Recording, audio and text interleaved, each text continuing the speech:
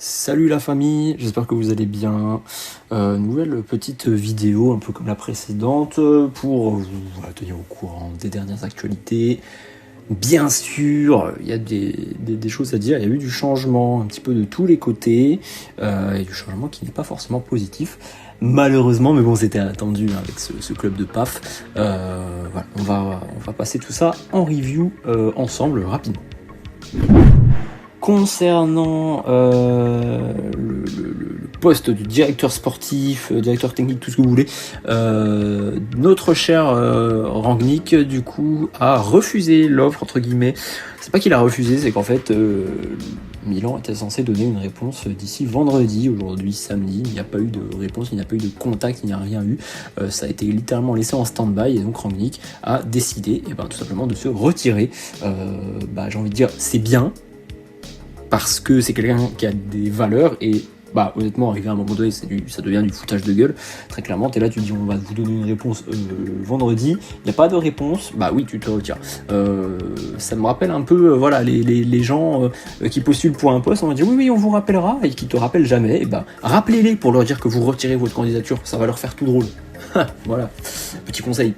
Mais donc Rangnick c'est mort. Qui dit que Rangnick c'est mort dit que Glasner c'est probablement mort, même si son destin n'est pas lié forcément à Rangnick. Mais le problème c'est que les pistes d'entraîneurs se multiplient et Glasner perd du terrain. À l'heure actuelle il y a donc deux concurrents qui sont vraiment en tête de liste, dont une. Les deux concurrents sont Matthias Reissel, qui revient un petit peu sur le devant de la scène, et Ruben Amorim. Je vous laisse deviner lequel est sur le devant de la scène. Voilà, c'est pas Reissel, voilà, c'est le portugais. Ce qui est non, en fait, personnellement, ça ne me convient pas. Je suis très mitigé. Quitte à choisir, je préfère Reissel parce que je sais pas. Reissel, c'est un style de jeu qui est jeune, qui est un peu à la Fabregas entre guillemets, qui n'a jamais exercé, on va dire, dans un top 5 européen, mais qui a un style de jeu qui est très européen, dans le sens où sa manière de jouer, c'est pour ça d'ailleurs que ça se passe très bien en Arabie Saoudite, c'est que justement il a un jeu qui est différent du reste de l'Arabie Saoudite, ce qui fait que ça gère, ça domine, entre guillemets. Puis le flow du mec, quoi. Faut en parler. Faut parler du flow du mec. Amorim, un peu plus mitigé, parce que, ok, son CV est plus séduisant, on va dire. Autant sa dernière expérience à United, pour moi, c'est vraiment le fait que c'est ça, en fait, qui me retient. Je m'explique. United, faut savoir que c'est un contexte qui est quand même particulier, c'est un club qui est en chute libre depuis des années, ça a enchaîné les coachs, ça ne gagnait pas, Amorim est arrivé, etc., ça n'a pas fonctionné du tout. Le truc, c'est que il y a le contexte de United qui fait que ça n'a pas dû aider. Ça, c'est sûr. Il faut se dire que Amorim, c'est un coach qui est jeune, qui a très certainement encore des choses à prouver, on va dire. Ça s'est très bien passé au Sporting, c'était un très bon coach au Sporting.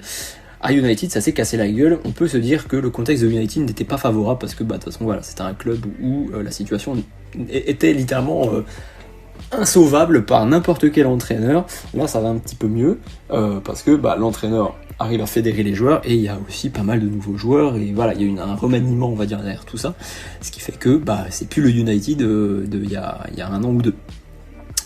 Le problème, c'est que j'ai du mal à imaginer Amorim dans un Milan à l'heure actuelle, qui est, je vais pas dire dans un contexte similaire à United. Pour moi, Milan, c'est le United italien, c'est l'OM italien, c'est voilà, un grand club qui se casse la gueule et on essaye de changer les choses, mais on n'y arrive pas parce que toutes les décisions qu'on prend sont mauvaises.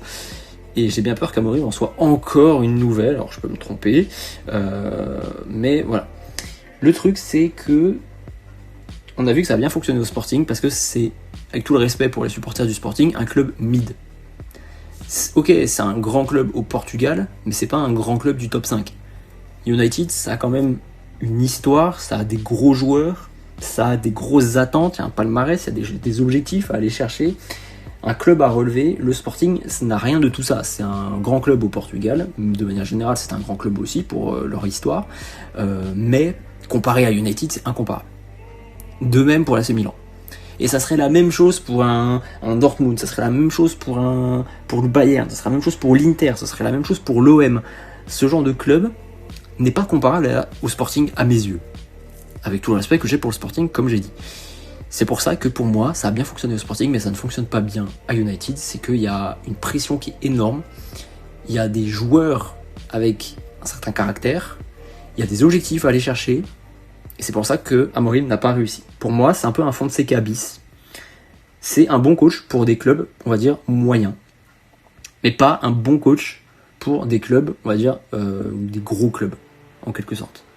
Parce que faut remettre les points sur les i. Milan reste un gros club, même si c'est en perte de vitesse, ça reste un gros club. C'est comme United, c'est un gros club. Faut pas se voiler la face, mais c'est en perte de vitesse également. Le truc que j'aime pas non plus, c'est que le style de jeu de Amorim est un jeu très vertical et nous on est habitués à jouer sur les ailes. C'est du 3-4-3. Alors ça aurait pu passer si on avait joué en 3-4-3 avec Allegri, parce qu'on avait l'effectif taillé pour. Sinon c'est du 3-4-2-1. 3-4-2-1, pareil, un peu mitigé, parce que 3-4-2-1 ça fait qu'on a plus d'ailier, c'est très droit. On a 2 avant-centres et un buteur. Alors l'avantage du 3-4-2-1 c'est quoi? C'est que ça pourrait donner du temps de jeu à Camarda qui jouerait avant-centre, et Nkunku qui reprendrait son vrai poste, on va dire, d'avant-centre, parce que Nkunku n'est pas buteur. Dans un 3-5-2 de Allegri, j'aurais mis Nkunku en milieu offensif, un peu plus type 10. Pour moi, voilà, Nkunku retrouvera sa place et peut-être que ça pourra l'aider, sachant que j'ai l'impression quand même que c'est un petit peu mieux. C'est quand même, l'essentiel des buts, c'est malheureux, mais ont été quand même marqués par Nkunku sur cette dernière moitié de saison. Autre chose, c'est que Leao de toute manière est sur le départ, donc c'est pas grave, puisque du coup il n'aurait pas à jouer encore à son poste. Pulisic pour moi pourrait rester, de toute manière Cardinal veut qu'il reste, et Pulisic pourrait jouer avant-centre également, sachant qu'il pourrait avoir peut-être un rôle un petit peu plus libre, en retrouvant un côté un peu plus sur les ailes, reprendrait, on va dire, sa place. Les 2 avant-centres peuvent très bien jouer un petit peu sur les ailes également, enfin pas sur les ailes, mais un petit peu excentré. Ça pourrait peut-être fonctionner, à voir en fonction des profils de toute manière. Par contre, si on joue comme ça, il faut vraiment un buteur, un mec qui plante. Chose qu'on n'a pas à l'heure actuelle. C'est pas Santiago Jiménez qui va faire le taf, et on n'a pas d'autres buteurs, sachant que Nkunku, je le répète, n'est pas un buteur, que Füllkrug est retourné avec West Ham, enfin on a personne. Pour moi, la meilleure solution reste donc Reissel, mais de toute manière, ça risque d'être compliqué, sachant que Amorim est devant. C'est probablement lui qui sera choisi comme coach dans les jours à venir. Mais tout dépendra également du directeur sportif, du directeur de manière générale, du PDG, etc. Sachant que Rangnick n'est plus en course. Du coup, c'est ça qu'il faut se dire. Le nouveau nom, c'est simplement Marcus Krösche, pas Kroos, contrairement à ce qu'on peut lire, c'est pas Kroos, c'est Krösche. Mais faut voir, pareil, si ça se fait, parce qu'avec le dossier Rangnick, on a vu que ça a traîné, il s'est rien passé. Krösche, moi ça me plairait bien. Qui dit Krösche dit que pas Glasner de toute manière, parce que c'est Krösche qui a viré Glasner justement à Francfort. Ça m'étonnerait qu'ils retravaillent ensemble, sachant qu'il l'a littéralement viré. Là, il faudrait voir, je pense que la décision de toute manière normalement lui appartiendra. Normal, s'il a un rôle équivalent à celui de Rangnick devait avoir, c'est certainement lui qui devrait choisir en théorie, dans un monde normal, on va dire, pas un monde milanais, un monde normal, c'est lui qui devrait choisir le coach. Et j'aurais un pressentiment pour Reissel si c'est lui qui choisit le coach. Mais, toujours pareil, à voir. On sait pas ce que Zlatan nous réserve. C'est comme ça, C'était des petites actualités. Toujours pas beaucoup d'avancées, c'est con pour un cardinal qui avait dit qu'il réglerait tous les problèmes en 7 jours et que nous en sommes au 20e jour, à l'heure où cette vidéo sortira. À l'heure où j'enregistre, c'est 19 jours, demain ça fera 20 jours. C'est dramatique la situation, et les joueurs, visiblement, semblent aussi s'impatienter parce que malgré ça, il y a une incertitude sur tout. Ils savent pas qui va être le prochain coach, ils savent pas quelle va être la prochaine direction, quels seront les objectifs, qui va rester, qui va s'en aller, tout est à refaire. Surtout dans cette période de Coupe du Monde, ça pose des questions.